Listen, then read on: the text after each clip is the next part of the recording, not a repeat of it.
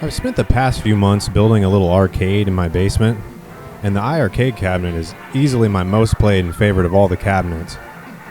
The one challenge I've had is that about half the games that it came built in with I wasn't really too keen on, so I've been trying to find good games to download that fit my taste. And these are the games that I've downloaded and that I think are the most fun and the ones that have the most replay value to me. So here we go. These are my game recommendations for what you can download right now on your iiRcade. So Riptide Renegade seems to be on everybody's list, and mine is no exception. This is absolutely my most played game. I keep coming back to it. It's typically what I'll play first just to get warm up. Once you just start unlocking the new characters and upgrading your vehicles and unlocking new abilities, it just keeps getting more and more fun. There's a ton of levels, so you'll be playing this game for quite some time, and an awesome two-player split screen, which is, you know, I just love in these racing games, especially when I'm going for that old school nostalgia feel. So yeah, Riptide Renegade is definitely my most played. I got Rising Hell up next. I love this game so much. The first time I saw it, it really reminded me of Slain Back from Hell. I mean, visually and soundtrack-wise, it's very similar, so if that was your main draw to Slain Back from Hell, there's a good chance you're going to like this game. Although this is less of a Metroidvania style game and more of a platforming hack and slash, I guess I'd say. So yeah, you got your attack button, and if you do a double jump, you get an attack then too. And there's lots of power-ups that keep making you a little more powerful, and I'm constantly trying to upgrade just to see what other cool attacks I can get. The enemies are so awesome. I mean, it's a hell game, so you're fighting lots of demons and monsters, so yeah. This game, 100% recommend. Love this game. Go check it out for sure.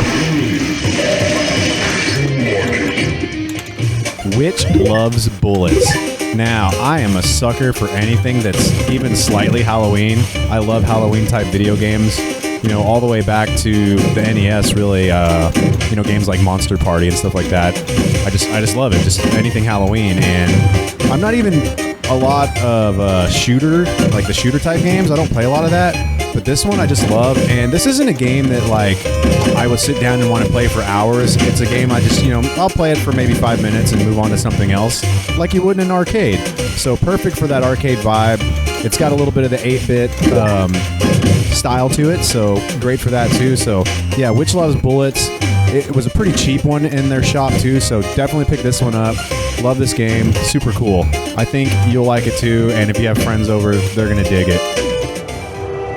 Alright, so this is Oddmar, and this is another one of those games that's commonly recommended on the iiRcade, and with good reason. Much like Rising Hell, well, exactly like Rising Hell, these games are both available on the Nintendo Switch. And I tend to find myself seeking out games that are on both the Switch and the iiRcade, because there's a good chance I'm going to like them, because my most played system in my entire household is definitely my Nintendo Switch. I'm always playing that. And this game is just so fun, so addictive. You got several worlds with lots of stages in each one. And something really neat, there's a hidden bonus stage in every level where you eat a mushroom and go on like a mushroom trip, and you go into some trippy level. I really love that little mechanic they've thrown in. And this level is a little different than most of the gameplay. This is my favorite level here, is why I'm showing it. But pretty much the entire game, you're more running through stages and fighting off enemies and fighting a boss at the end type of thing. So Oddmar, check it out. Bloodstorm, the sequel to Time Killers that nobody ever asked for. A game that was created trying to compete with the Mortal Kombat craze, with the extra gore added in as well. No need to enter a blood code here because the blood splatters everywhere.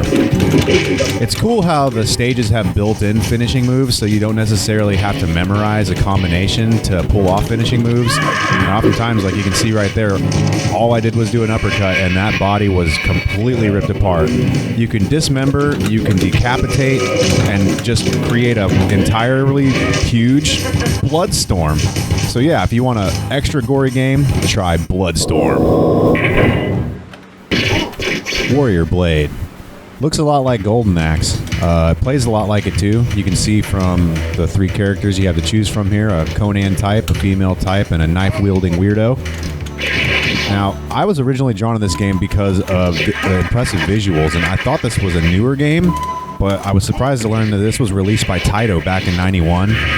You got a lot of variation to gameplay too. Like you can see here, there's a level where you're flying dragons. There's this level here where you're riding on horseback and jumping over obstacles. There's a little bit of humor to it too, as I hear the German-speaking characters, and that's not changeable, by the way. But these boss battles are what really draw me in. Like here, I was shocked to find that you're fighting a floating Baphomet statue. How cool is that? Yeah, and the boss battles are really what I love about this game. Here's another great example of just a really cool boss, just a flaming skull guy. Who doesn't love that? And then this cool demon dude at the end, kind of satanic thing. And if you really just want to get to the boss battles, I found out eventually that you don't really even need to fight all these guys. You can just run right past them like you're seeing here. I literally ran through this entire level straight to the boss battle. And they're not all as simple as this. Oftentimes you end up accidentally running into a guy and having to fight. And it's fun to fight the guys too, but just so you can see, if you want to have a quick gameplay straight to the bosses, Warrior Blade is a great side-scrolling beat-em-up.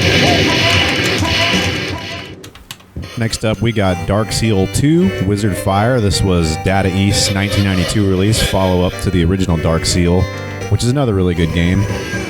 This is a bit of an isometric adventure hack-and-slash type, where you have the 5 characters to choose from, each with their own types of attack. You can see here you pick up these upgrades, and if you can manage to stay alive long enough, you can actually become pretty powerful, but chances are you're going to die, because these games were obviously created, in the 90s, intended to be quarter munchers.